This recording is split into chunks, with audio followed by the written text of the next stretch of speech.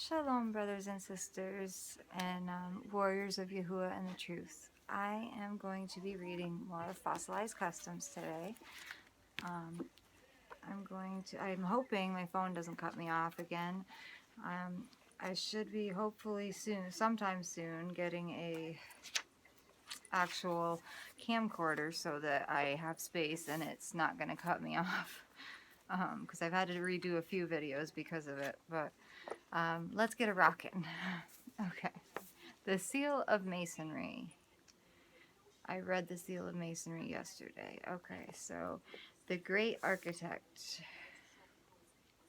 Originally, Masonry was a trade, but after Adam Weishaupt, people with no building skills were accepted into the organizations and advanced in grade as they acquired knowledge carefully fed to them over time. Hideous blood oaths, some involving murder, are sworn to maintain control and secrecy. In the original guilds, mathematical formulas were held as secrets, but Masonry today doesn't involve architectural studies anymore. To be a Mason, a man has to believe in a deity who is referred to as the Great Architect, who they must invoke for blessings and protection. Salvation is taught by Masonry to have many roads, which that's not true, because the straight path, the narrow way, is Yahuwah's way, and the road to destruction is wide. There's only two roads. So they're teaching to the people that are learning of to be Masons, there's many roads when there's only two. And all religions are believed to lead to the Great Architect. That's another lie. At the beginning, they seek the light.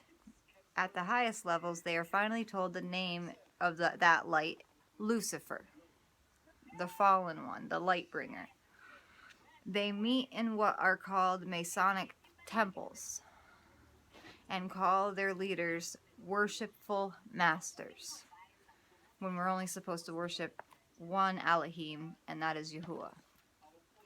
Knowledge is power, and the skills of a master stonemason enabled him to rise above a common person.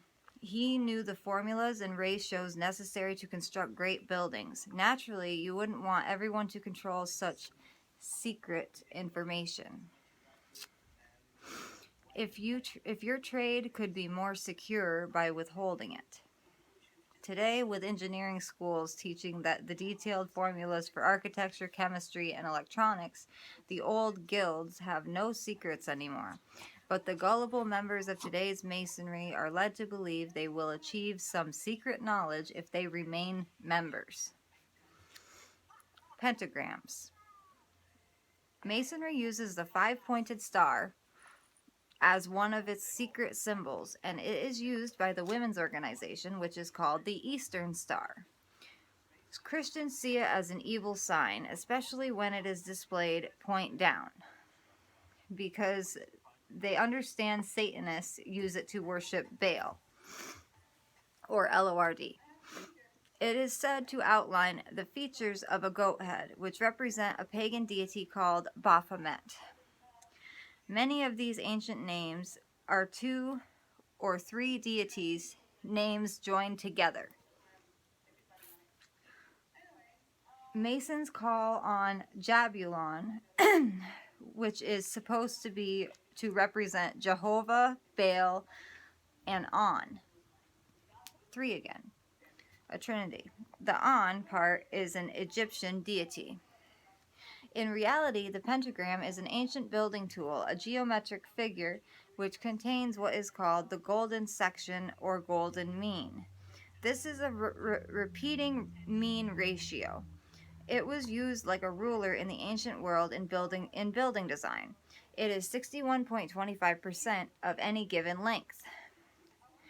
It is the division of a length such that the smaller part is to the greater as the greater is to the whole. Let me see. pentagrams lines intersect one another at these key places. They intersect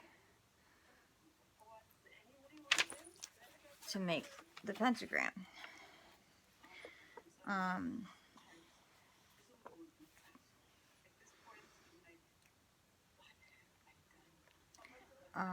It is much used as a key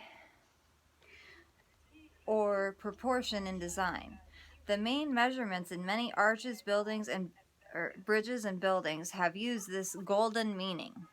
Since early times, artists, architects, sculptors, and engineers frequently use the golden mean in industrial design. This proportion is found in all living things. The rate of curve in the nautilus, the placement of the eyes on the head, the location of the heart in man relative to his height, the knees, the elbows, in the arm span, etc. Beauty is determined by how close to the golden mean one's features approach. It was discovered by the Greek mathematician Euclid II in the mid-5th century BCE, and later used by the Pythagoreans as a sign of salvation and secrecy. The Italian mathematician Luca Pacioli called it divina proportion, divine proportion, and Johannes Kepler, d. 1630, called it sectio divina, divine section. Since we know that the proportions found in the pentagram are used by the true creator Yahuwah, there is no need to fear the symbol. If pagans adopted it, then they only show their ignorance by not knowing its true origin. Pagans also adopted the serpent on the pole, which we see on ambulances and medical facilities.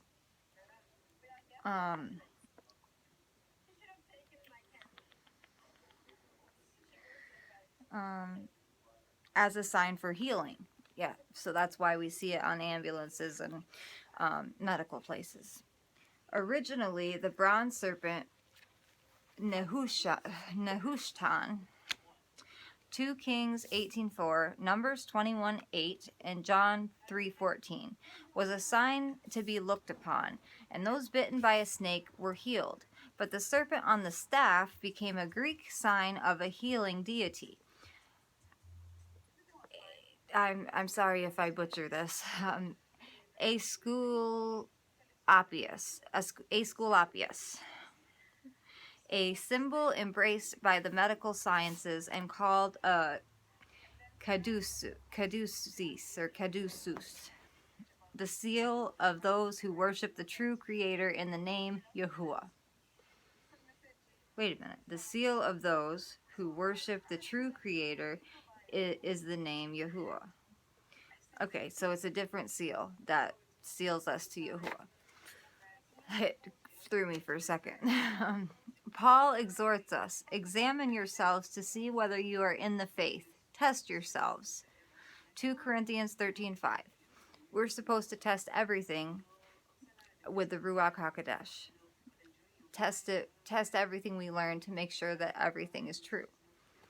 And if 2 witnesses agree or 3 witnesses agree, then that in olden days or ancient times was considered to be true.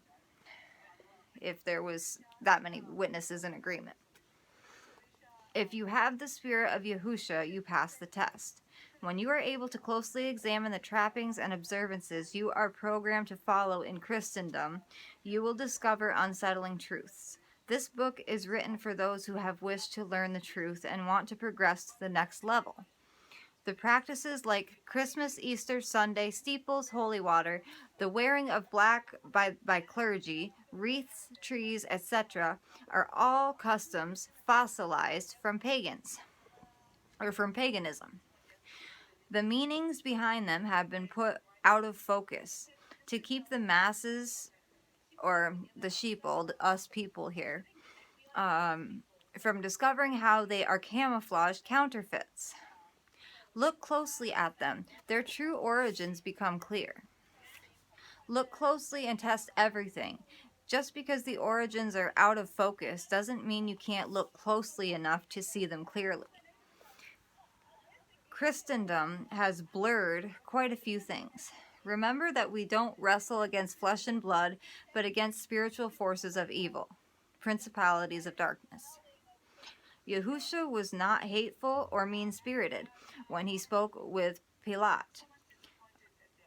Even when he knew this man would pronounce his death sentence. Surely we can be patient with those who disagree with us.